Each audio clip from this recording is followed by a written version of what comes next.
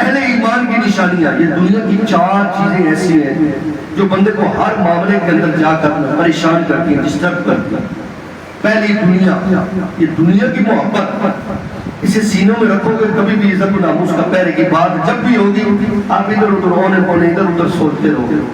دنیا کی محبت کو دل سے نکال کر دے گا۔ یہ مال آنا جانا ہے، یہ مال آنے جانے والی چیز ہے، آج تمہارے پاس ہے کل کسی اور کے پاس ہوگا۔ اور یہاں رک کر ایک بات سنا دوں، حضرت سیدنا موسیٰ علیہ السلام کی قوم کا ایک بندہ، واقعہ آپ نے سنا ہوا ہے، ٹچ دوں گا۔ ایک بندے نے کہا تھا کیا موسیٰ علیہ السلام آپ جا رہے ہو اللہ پاک کے پاس، یہ جو جتنا مال مجھے اللہ نے دیا ہوا ہے جتنا میرا ہے مجھے دے، میں تو بانٹ بانٹ کر تھک گیا ہوں، ختم نہیں ہوتا۔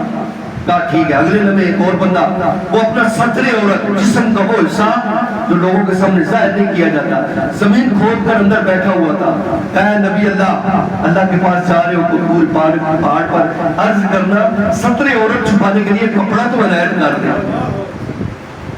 گئے، اللہ رب العزت نے کہا موسیٰ تیری بات سن لی، جو کہہ رہا تھا نا مال کم کر دو، جہاں اس کو کہا تیرے مال اور بڑھا دیا، اور جو کہہ رہا ہے سترے عورت، اس نے کہا خاموش، آرام سے بیٹھ ورنہ زمین بھی کھینچ لوں گا۔ آپ نے کہا یا رب العالمین معاملہ کیا ہے؟ فرمایا وہ جو کہہ رہا ہے مال کم کر دو، جب اس کا باپ دنیا سے گیا تھا نا تو وہ میرے حوالے کر گیا تھا۔ وہ کہہ رہا تھا یا اللہ یہ میری اولاد ہے، میں اپنا مال تیرے راستے میں دے کر جا رہا ہوں، میری اولاد تیرے حوالے ہے، اور جو میرے حوالے کر دے میں اس کو ایسے کیسے چھوڑ دوں۔ اور اس کا باپ دنیا سے جانے سے پہلے دنیا کا مال و متاع اکٹھا کر گیا اور کہہ رہا تھا بیٹا میں نے اتنا مال اکٹھا کر دیا تو کیا 4 نسلیں بھی کھاتی رہے گی ختم نہیں ہوگا۔ میں نے وہاں سے اٹھایا اور دور کسی جنگلوں میں پھینک دیا، اب کھا مال۔ اس لیے اس مال اور دنیا کے پیچھے پاگل نہ ہو۔ اور دوسرا ہے شیطان۔ شیطان ہر لمحے آپ کو وسوسے میں ڈالے گا، کہیں عورت کے وسوسے میں ڈالے گا، کہیں مال کے وسوسے میں ڈالے گا، کہیں حرص و دولت کے وسوسے میں ڈالے گا، کہیں پلاٹ جائیداد اور بھائیوں کے ساتھ جائیداد کے معاملات کے اندر وسوسے میں ڈالے گا۔ بھائی اس کا کام یہی ہے حضور کی امت کو گمراہ کرنا ہے، بھائی کو بھائی سے لڑا دے گا، باپ کو بیٹے سے لڑا دے گا، اور لڑائی ڈھونڈنے جاؤ گے 2 ہی چیز ملے گی، یا عورت ملے گی یا مال ملے گا، یا جائیداد ملے گی یا بیوی ملے گی۔ لوگ بیویوں کے پیچھے والدین کو چھوڑ دیتے ہیں، اولاد کے پیچھے والدین کو چھوڑ دیتے ہیں، یہ بڑی دنیا کا سودا ہے۔ آج جو رویہ تو اپنے والدین کے ساتھ کرے گا تیری اولاد جب تک ایسا نہیں کرے گی تو دنیا سے جائے گا نہیں، دیکھ کر جائے گا۔ اس وقت رونے سے بہتر ہے آج توبہ کر اور بارگاہ مصطفیٰ کے اندر آ کر توبہ کر رب العالمین کی پاک بارگاہ کے اندر، پھر تجھے پتہ چلے گا۔ اور تیسرا یہ نفس، یہ بندے کو سیدھا نہیں ہونے دیتا، کہیں اس کو عزت کا معاملہ آ جاتا ہے، کہیں یہ دنیا کے مال و متاع میں کھو جاتا ہے، نماز کا وقت آ جائے، کہیں اگر سنت رسول چہرے پر سجانی ہو تو کہتا ہے داڑھی رکھ لی، لوگ کہیں کہ مولوی بن گیا، سر پر امامہ سجا دیا تو پھر نماز نہیں چھوڑ پاؤں گا، کہ بھائی اتنی بڑی پگڑی تو پہن دی ہے نماز کیوں نہیں پڑھتا ہے؟ تو یہ جو نفس ہے نا، نفس انسان کا، اس کو اگر اچھی طریقے سے اچھے راستے پر لگاؤ گے تو انشاءاللہ العزیز اللہ رب العزت ہر میدان کے اندر آپ کو فتح عطا فرمائے گا۔ اور پھر چوتھی چیز، مخلوقات، جتنی رب کی مخلوق ہے اس کے ساتھ آپ کا تعلق کیا ہے۔ اگر دنیا کے اندر آپ سرخرو رہنا چاہتے ہیں اور رب العالمین کی پاک بارگاہ میں سرخرو رہنا چاہتے ہیں، رب کی مخلوق کے ساتھ اپنا تعلق ٹھیک رکھیں۔ پاؤں رکھتے ہوئے بھی سوچیں کہ کہیں آپ کے پاؤں کے نیچے کیڑی تو نہیں آئی، کہیں وہ رزق اپنے بچوں کے لیے لے کر جا رہی ہو تو آپ بے دھیانی کے اندر اسے کچل دے تو اللہ رب العزت اگر حساب لینے پر آ گیا تو اس چونٹی کے مسئلے کا حساب کے اندر ہی آپ کو رگڑ دے، اتنا سخت عذاب ہے۔ اور اگر بخشنے پر آ گیا اس کی رحمت ہے، اپنے پیارے نبی علیہ السلام کی عزت و ناموس کے پیرے پر ہی آ کر اگر ہمیں حساب و کتاب میں رکھ دیا گیا تو اللہ رب العزت ہمیں وہ مقام عطا فرمائے گا۔ اور آخر پر یہی پیغام دیتے ہوئے اپنی گفتگو کو ختم کروں گا کہ جو 2 چیزیں میں نے کہا تھا میں آپ کو بیان کروں گا، ایک بیان کر دیا 4 چیزیں، یعنی حق بیان کرتے ہوئے 2 ہی چیزیں رکاوٹ ہوتی ہیں۔ جب بھی آپ حق بیان کریں گے 2 چیزیں رکاوٹ پڑیں گی آپ کے راستے۔ جب بھی آپ حق کے راستے پر چلنا شروع کریں گے 2 چیزیں سامنے ہیں۔ توجہ ہے؟ اگر توجہ ہے تو محبت سے کہہ رہے ہیں سبحان اللہ۔ نیچے سے لے کر اوپر تک اگر وضو بھی کر رہا ہے وہ میری اس بات کو نوٹ کر لے، دل کی دنیا پر لکھ لے اور اپنے دماغ کے کمپیوٹر کے اندر اسے فٹ کر لے۔ حق جب بھی بیان ہوگا اس کے راستے کے اندر دو رکاوٹیں، ایک ہے خوف اور دوسری ہے لالچ۔ ایک ہے خوف اور دوسری ہے لالچ۔ خوف کیا ہے کہ میں حق بیان کیا یا لبیک یا رسول اللہ کا نعرہ لگا خود پڑھ کے نہ لے جائے، تاجدار ختم نبوت کا نعرہ لگا تو میرا کوئی نقصان نہ ہو جائے، حضور کی عزت و ناموس کے لیے بلایا جائے۔ تو لالچ یہ ہے کہ دکان تو 2 دن بند رہی ہے، 1 دن بند رہی تو بڑی پریشانی ہوگی، راستے بند ہو گئے ہیں، ویسے تو راستے بڑے کھلے ہیں، اے بازاروں کے راستے ہیں جو کہ ویسے نکل دے میں ہر گھنٹہ لگ جاتا ہے، کہ ایک ریڑھی بھی ٹیڑھی ہو جائے نا تو گھنٹہ گل ہو گیا۔ یہ راستہ بند ہونے کا کسی کو تکلیف نہیں، لیکن اگر ناموس رسالت کے لیے راستہ بند ہو گیا تو منہ کے اوپر سکھوں کی طرح 12 بات جائے، راستہ بند کرتا ہوں، مولوی نے بند کرتا ہے۔ میں تو میں کلیئر کہتا ہوں سکھوں سے پرے نہ جا، مسلمان رہ، حضور کی عزت و ناموس کے پیرے کے لیے اگر تو دیکھنا چاہتا ہے تو غازی علم دین شہید رحمت اللہ تعالیٰ علیہ آپ نے کیا کیا؟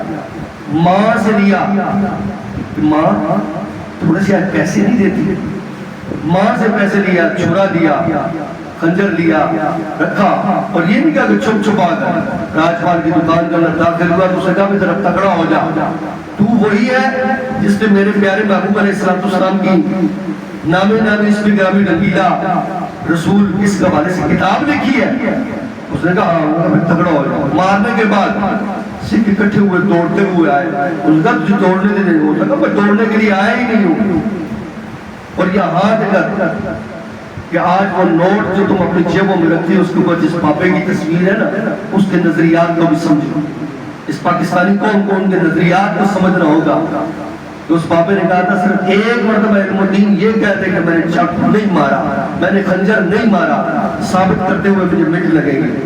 آپ نے فرمایا محمد علی جناب آج ہی تو مزہ آیا چاقو مارنے کا، اور آخری بات سنا کر عشق کی آخری بات سنا کر میں اپنی گفتگو کو ختم کر رہا ہوں۔ آپ کے زیر و زمین پر دستک دے رہا ہوں کہ جب اس شاہکار مصطفیٰ کا ایک جمع غفیر کھڑا ہوگا نا تو دکان پر بیٹھنے کے بجائے کم از کم دکان بند کر نا باہر کھڑے ہو جائیں، اپنے اندر سے بے اہمیتی اور بے شرمی اور بے حیائی ختم کر دیں۔ انتہائی میرے سخت جملے ہیں، اگر ہوتے ہیں تو بے شک ہو، میں اپنی ذات کے لیے نہیں بول رہا، اور جو حضور علیہ السلام کی عزت و ناموس کے لیے ایک جملہ بھی نہ بول رہے، اور دکان بھی 2 گھنٹے بند نہ کر سکے، اس دکان سے جو رزق کمائے گا، جس اولاد کو کھلائے گا، وہ اولاد کو ہو سکتا ہے قبر پر بھی نہ جائے، لیکن وہ 2 گھنٹے کم از کم بازار کے اندر کھڑے ہو کر احتجاج تو کر دینا کہ آپ بھی حضور کی عزت و ناموس کے پہرے داروں کے اندر شامل ہیں۔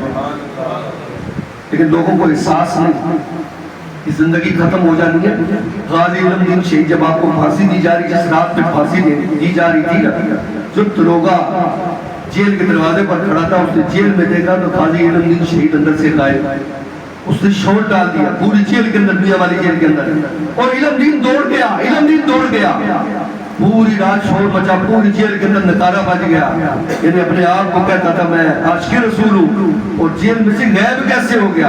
انویسٹیگیشن شروع ہو گئی۔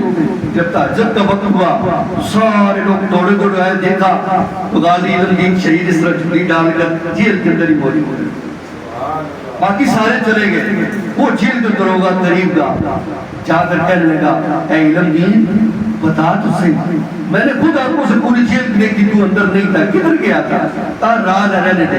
کہا یار تیری اس بات سے میں بڑا متاثر ہوا ہوں، خدا کے لیے جس نام پر مر رہا ہے اس نام کے صدقے مجھے بتا دے۔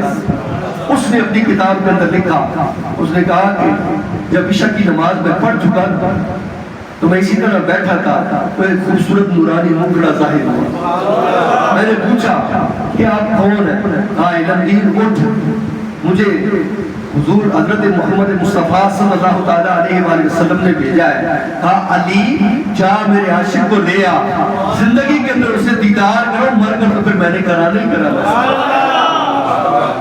اور یہاں دیکھا کہ جب حضرت سیدنا موسیٰ علیہ السلام آپ سے آپ کی ملاقات ہوئی تو کہا علم دین میں تجھے پتہ ہے کیوں ملنے کے لیے آیا ہوں؟ میں تمہیں اس لیے ملنے کے لیے آیا ہوں، میں جب بھی بارگاہ مصطفیٰ میں گیا ہوں تیرا ہی ذکر سنا ہے۔ یہ پتہ نہیں یہ کون ہے؟ امت محمدیہ کے اندر علم دین نامی۔ تو میں پھر روحانی طور پر آیا اور آج میں تجھ سے ملاقات کر کر جا رہا ہوں۔ لیکن وہ علم دین تھا، لیکن اس دور کے اندر ایک عاشق رسول ایسا بھی تھا جو ساری طور پر اس نے پولیس کی وردی پہنی تھی، لیکن 27 گولیاں گستاخ رسول کے سینے میں اتار کر امت محمدیہ اور پاکستانی قوم کو پیغام دے گیا کہ پوری کی پوری پاکستانی سیاست کا رخ توڑ کر رکھ دیا۔ آج کہتے ہیں کہ لبیک یا رسول اللہ اور تاجدار ختم نبوت نعرہ کیوں لگتا ہے اور پتروں نعرہ کے ہاتھ تھاوتے لگنا ہے۔ زندہ باد زندہ باد زندہ باد زندہ باد زندہ باد لبیک لبیک یا رسول اللہ لبیک لبیک سارے لبیک یا رسول اللہ